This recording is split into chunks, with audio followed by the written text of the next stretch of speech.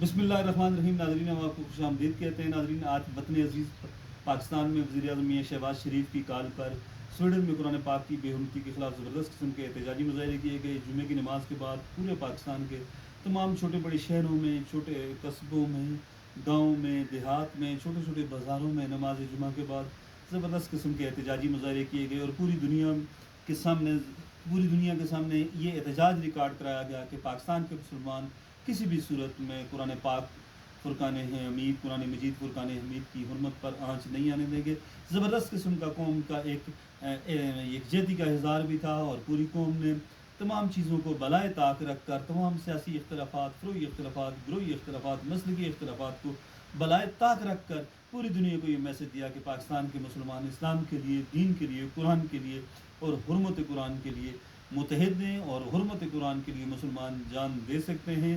اس حوالے سے گزشتہ روز وزیر اعظم میاں شہباز شریف نے قوم سے اپیل کی تھی. آج یوم تقدیس القرآن منانے کی اور چیئرمین پی ٹی آئی سمیت دیگر سیاسی جماعتوں کے جو قائدین تھے انہوں نے بھی آج اعلان کیا تھا پروٹیسٹ کا، احتجاج کا. بہرحال پورے پاکستان کے لوگ آج سڑکوں پر باہر نکلے، انہوں نے احتجاج کیا، زبردست قسم کا احتجاج کیا اور پرامن احتجاج تھا. سب سے بڑی بات، سب سے مثبت بات، سب سے پازیٹیو بات یہ تھی اس احتجاج کی کہ یہ احتجاج پرامن تھا اور اس احتجاج میں ایک گملہ، ایک پھول تک نہیں ٹوٹا اور جہاں بھی مظاہرے ہوئے پرامن ہوئے اور دنیا کو میسج دیا گیا کہ کوئی بھی شخص چاہے اس کا تعلق کسی بھی ملک سے ہو وہ نہ قرآن پاک کی بے حرمتی کر سکتا ہے اور نہ اسلام کے خلاف کوئی اس طرح کی گھٹیا بات کر سکتا ہے. ناظرین ہم اپنے ویلاگ میں پہلے بھی یہ بات کر چکے ہیں کہ آزادی اظہار رائے کا مطلب قطعاً یہ نہیں کہ کوئی اٹھے اور کسی بھی شخص کی مذہبی جذبات کو مجروح کر دیں. ہم خراج تحسین پیش کرتے ہیں روس کے صدر ولادیمیر پوٹن کو،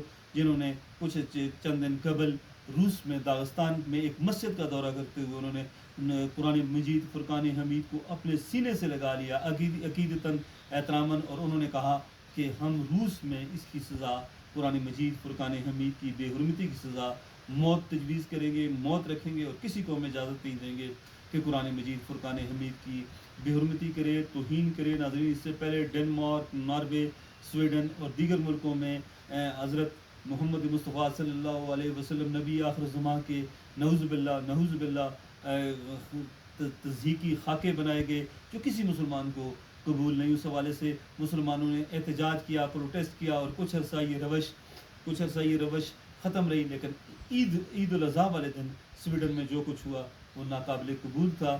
جس طرح اس ملعون شخص نے قرآن مجید فرقان حمید کی بے حرمتی کی، اس نے مسلمانوں کے جذبات کو مجروح کر کے رکھ دیا اور اس ملعون شخص کے حوالے سے جو مسلمانوں کے جذبات ہیں وہ زبردست ہیں، صحیح ہیں، کیونکہ مسلمان کسی بھی دیگر مذہب کے کسی بھی شخص کے جذبات کو مذہبی حوالے سے مجروح نہیں کرتا.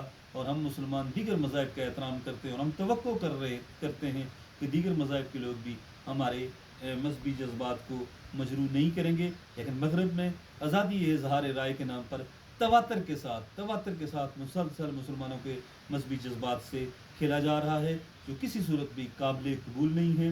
ناظرین اگر ہولوکاسٹ کی ہم بات کریں تو ہولوکاسٹ پر بات کرنا، ہولوکاسٹ پر گفتگو کرنا، اس کا تذکرہ کرنا، اس کو بے نقاب کرنا یورپ میں، امریکہ میں ایک جرم سمجھا جاتا ہے کیونکہ اس کا تعلق یہودیوں سے ہے.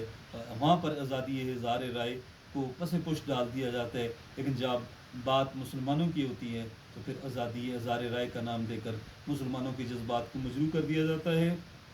ناظرین 2 ارب سے زائد مسلمانوں کے لیے یہ چیز لمحہ فکریہ ہونی چاہیے، لمحہ فکریہ ہے.